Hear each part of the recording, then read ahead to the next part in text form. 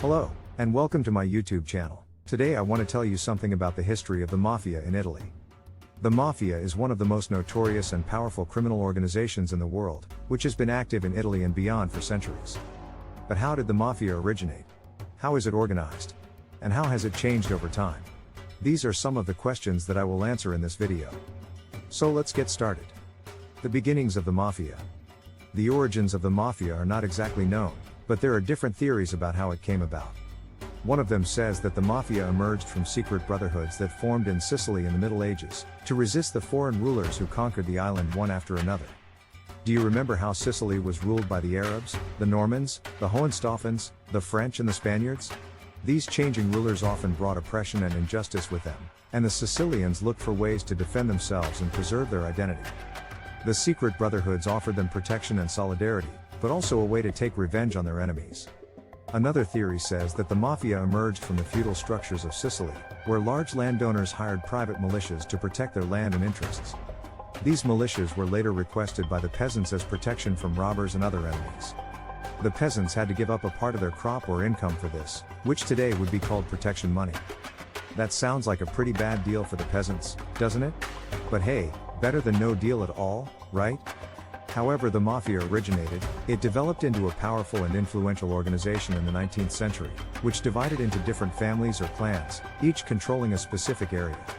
These families followed a strict code of honor, based on loyalty, silence and respect. They called themselves Cosa Nostra, which means our thing. The Cosa Nostra was mainly involved in illegal businesses such as extortion, gambling, smuggling and prostitution, but also in legal areas such as politics, economy and society. The expansion of the Mafia. The Cosa Nostra was not the only criminal organization in Italy. In other regions of the country, similar groups formed with their own names and structures. The Mafia also had many enemies and victims, who resisted or fought it.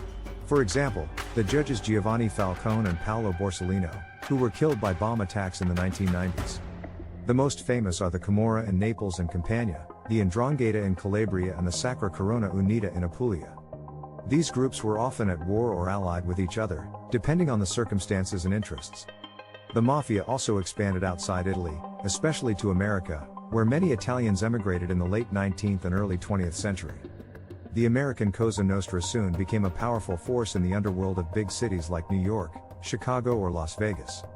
They were involved in similar businesses as their Italian counterparts, but also in new areas such as drug trafficking, money laundering or murder contracts. The fight against the Mafia. The Italian government tried several times to fight the Mafia, but often without success or with little support from the population or the institutions. The first major offensive against the Cosa Nostra took place in 1963, when the so-called trial of the 114 took place, in which 114 alleged mafiosi were indicted. Here are some fun and some not so fun facts about the Mafia. The Mafia has its own code of honor, which consists of 10 points, such as, you cannot introduce yourself, but you have to be introduced by a third party. You cannot look at the wives of your friends, you cannot do business with cops, you have to respect your wife, you have to tell the truth. The Mafia has an annual turnover of about 20 billion euros, mainly through extortion and fraud. It is one of the largest economic powers in Italy and Europe.